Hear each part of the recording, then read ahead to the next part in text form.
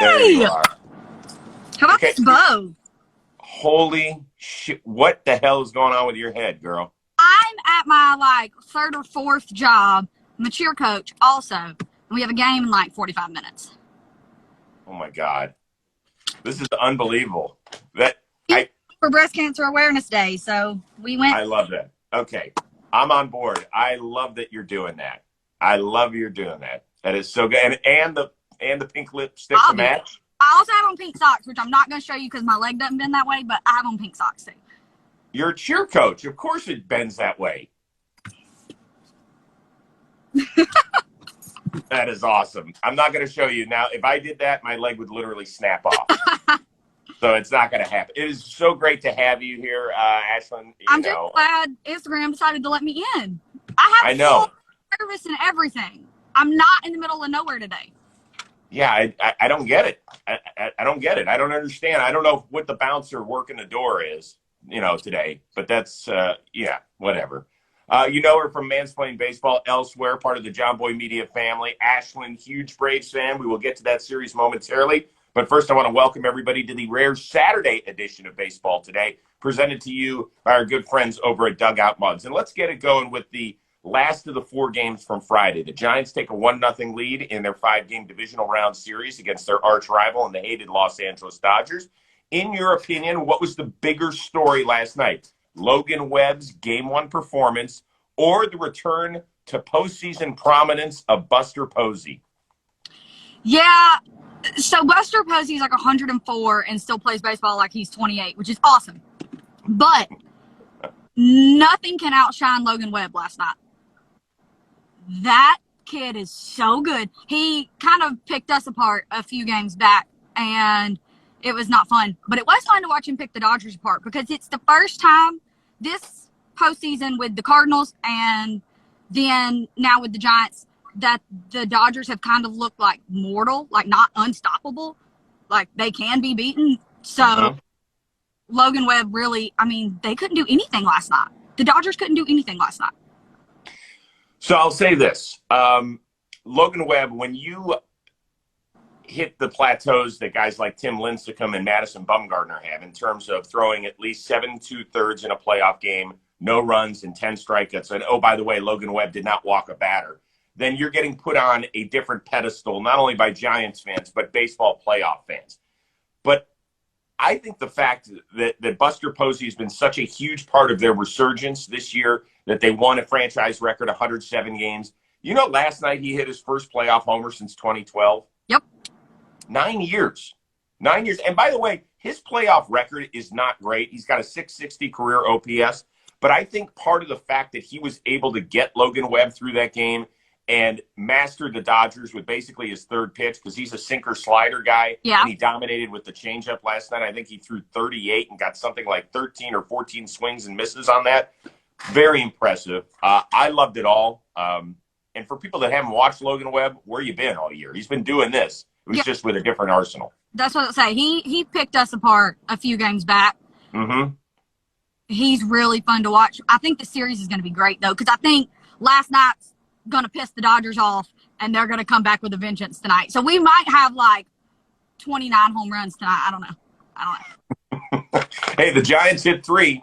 They led the National League with 241 this year, and I imagine the Dodgers, who were just a few behind them. We'll see. I think the ball will be flying tonight. With all that being said, Game 2, we've got Gausman against Urias in this one. Mm-hmm. Which one is more likely to have a Logan Webb-type performance in Game 2? Okay. Kevin Gausman's last playoff appearance, if I remember correctly, his last postseason appearance was 2018 for the Braves against the Dodgers. He went 2 innings, walked a couple, gave up a couple. I think he struck out a handful as well. It wasn't great. It wasn't great. Mm-hmm. But also, Kevin Gausman in Atlanta and Kevin Gausman in San Francisco could not be more different. Could not be more different as far as pitching goes. So I think Kevin comes out tonight and maybe looks for a little redemption from the last time he saw them. Mm-hmm. However, Urias closed out the World Series last year. Yes, he did. He's been here. He knows what it's like. I think he's going to be lights out tonight. personally. I think Kevin will be fun to watch because he's been fun to watch all year. But I think Julio is going to be dominant tonight, and I can't wait to watch. Yeah, I don't know how much weight I would put in his Gossman's last playoff appearance, just because he feels like such a different pitcher now, and he had such a good year. But the thing about Urias is that he's one of those guys that you don't talk a lot about, right? We talk about Max Scherzer, we talk about Walker Buehler, we talk about their awesome bullpen. Mm-hmm. And I know that wins are not a big thing. I understand why. But if you win 20 games, you're doing something right, you know, and you only lose 3 along the way. And he's a guy that they can put in any situation. You talked about him coming out of the bullpen last year several times, whether it was in the NLCS or in the World Series, and he was magnificent. I expect more of the same tonight. In fact, Stephen Brault was on our Rose Rotation NLDS preview show, and he said, I would not be shocked if Julio Urias throws a complete game. Yeah, not at all. That would be insane, but not at all. Yeah, it would. And this year, 5 starts against San Francisco, 33 strikeouts, only 3 walks. Something to keep your eye on. But I think it should be a great game, too. That feels. All right. Ready to talk about your Braves? Might as well. Okay. Are you going to get through it without swearing? Ooh. Well, Can't make that promise. Not at all. Can't make that promise. So game 1, 3 Brewers pitchers held the Braves to just 4 hits in Milwaukee's 2-1 win. Can Milwaukee continue to keep the Braves' bats at bay? I really hope not. We couldn't hit anything last night. It was quite a pathetic showing. Tonight either goes one or two ways, and Braves fans know what I'm about to say already. We either come out and score like 7 or 8 runs in the first 2 innings, or lay down and die. There's going to be no in between. That's just kind of how this team has been when their offense kind of dies off. It either dies off for a couple games or they get their ass in gear. I didn't make it very far, did I? No. Get their ass in gear and get the job done. I really hope that's where we're at. Max is on the mound tonight. I really hope we get a W tonight. I don't want to come home down 2. That sounds awful. Well, so here we go. Here's the deal. The Braves top 10 pretty much across the league offensively in OPS, in home runs, in doubles, in all sorts of major statistical categories. And Woodruff's been known to give up a few homers. The thing was, I felt like the Braves were a little shell-shocked after Milwaukee turned that crazy double play in the first inning. Yeah. Where I was so surprised that Soler did not score. I don't know if he got a bad jump or was slow on the get-go, but I felt like that kind of pushed Milwaukee to the back and really let Burns get off the hook. Yeah. So if they get an early run or 2 against Woodruff, I think he should be okay. Yeah, I agree. Last night's game's completely different if that first inning goes differently. If they don't get that double play off, I think it's a 1-0 Braves victory because Charlie absolutely shoved, and I think that's probably all it took. But we didn't. Whatever. Here we are. Today, like you said, we can get a couple runs off. And we're gonna even up the series, and we're gonna come home 1-1. It's gonna be fun. Yeah. Okay. By the way, Brandon Woodruff gets very little run support. He's only won like 2 games since July. It's ridiculous, and it's not because he hasn't pitched well. He's pitched great, and they can hit no balls. That sounds. Yeah. All right, quick follow-up on this series. On a scale of 1 to 5, confidence level that Max Fried will continue to sizzle like he did throughout August and September. Like a 7. I'm not worried about Max at all. He's really shown. He had a shaky first part of the year. He had that quick blister situation. He's back. He's been phenomenal the last 2 months. And, he's pitched playoffs before. He's done well for us before. I have all the confidence in the world that he's going to do the same thing tonight. Yeah, I'm not going to go 7 because I'm going to stay within the parameters of the question. I like to drive within the lines, and I'm going to say a 5. Yeah. Yesterday I was harping on the show. I didn't get why Max Fried didn't get the ball in game 1. And as Charlie Morton was striking out everybody that's ever played for the Milwaukee Brewers, I was like, oh my God, do I look like the biggest idiot? And so Morton ends up giving up a 2-run bomb to Rowdy Tellez, and that was it. He was fantastic. Yeah. Obviously, Snit made the right call. And actually, if the series goes 5, you're going to have Fried in 2 and 5 if you want him on full rest. Exactly. I expect him to continue to be dominant. By the way, in case you're into the numbers, he's 7-0 with a 1.46 ERA over his last 11 starts, which makes him one of the best starters in baseball over the last 2 months. Let's move on to the ALDS. Boston evens its best-of-5 series at a game apiece. They were down 5-2 after the first inning. They roared all the way back, double-digit runs, 20 hits. They end up getting it done. Who was the biggest hero last night for the Red Sox, in your opinion? Okay, I went back and forth on this for a long time, because there's 2 guys that definitely deserve to be talked about. But after much deliberation, it's got to be Tanner. Him coming in. Tanner Houck. Yes, Tanner Houck. After him coming in after Sale just fell completely apart, he kept them in it. He calmed everybody down. He calmed the game down, and he allowed the offense to come back and do what they did. He was amazing. I think he threw like 5 innings in relief last night. Did. Had that 1 run. 30 up, 30 down streak going until Wando Franco got a hit. But, I mean, he's been phenomenal as of late, and that continued last night. Yeah, the Red Sox do not win that game if they continue to leak oil after the first inning. Hitting-wise, I think it would be easy to say Kike, right? 5 hits, including 4 extra base hits. Nobody's ever done that in Red Sox playoff history, and they've played a few playoff games.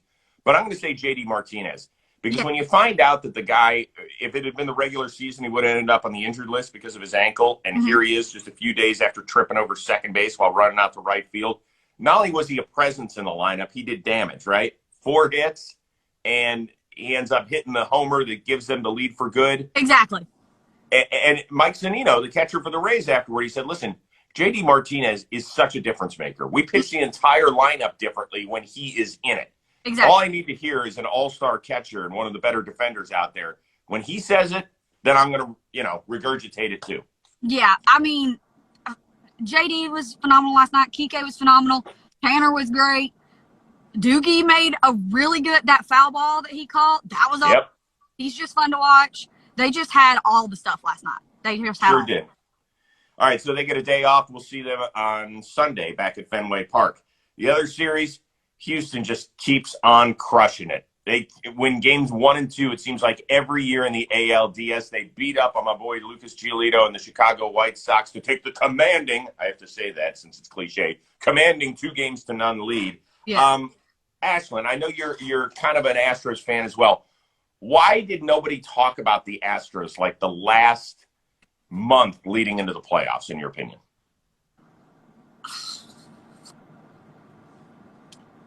The Astros are still a black spot.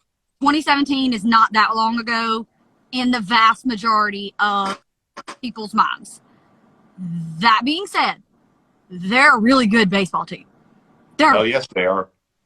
And I just think with the way the last month or so of the season went, with the A's kind of falling off, the Mariners were making like a really good run there, but there was no way they were going to ever catch the Astros. They kind of had that division locked up for a while.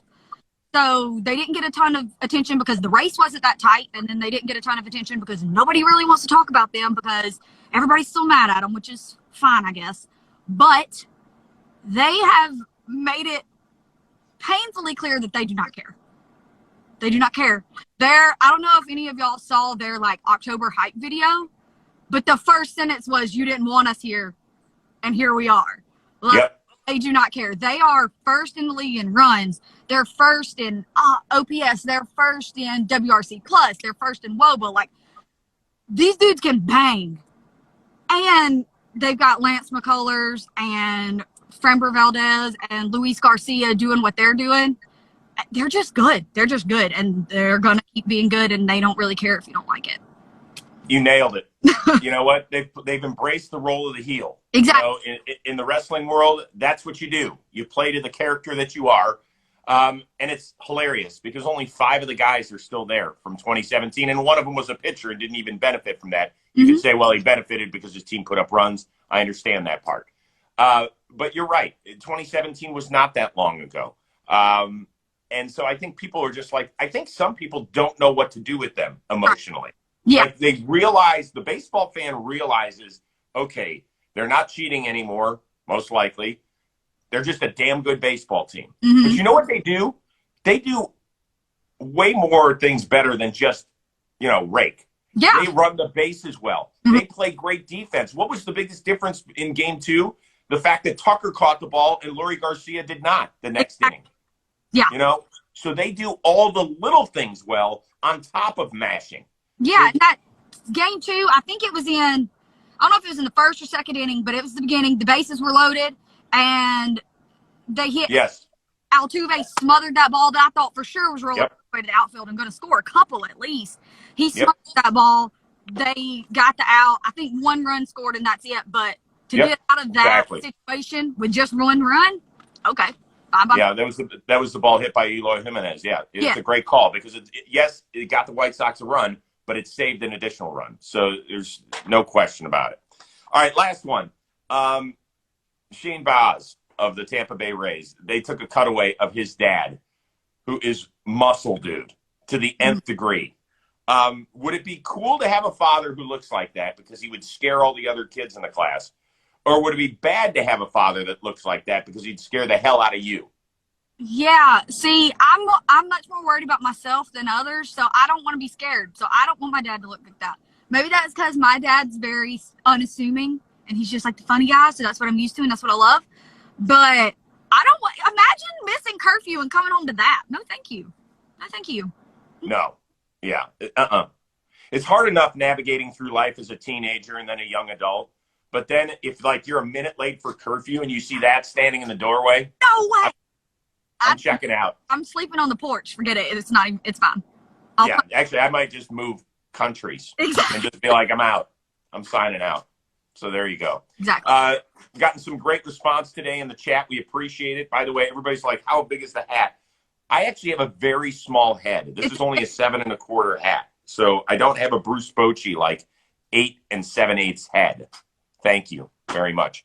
What do you have coming up on JOMBOY? Anything in the near future that we can talk about? Yes, we have lots of stuff coming. Okay, so Mansplain Baseball Elsewhere releases on Wednesday. We made the decision a month or so ago to move from Tuesdays to Wednesdays. Works better. We all have jobs. But on top of that, because I don't have enough to do, I decided to launch a YouTube and podcast show of my own. So it started last week. Tuesday was the first day. It's called Hey Y'all. If you know me, then that makes perfect sense. It's sports, music, whatever I want to run my mouth about, all in one place. And it's Tuesdays and Thursdays. So if you count Monday Motivations on Twitter, you can really hear my voice Monday through Thursday, which I know is what all of you want.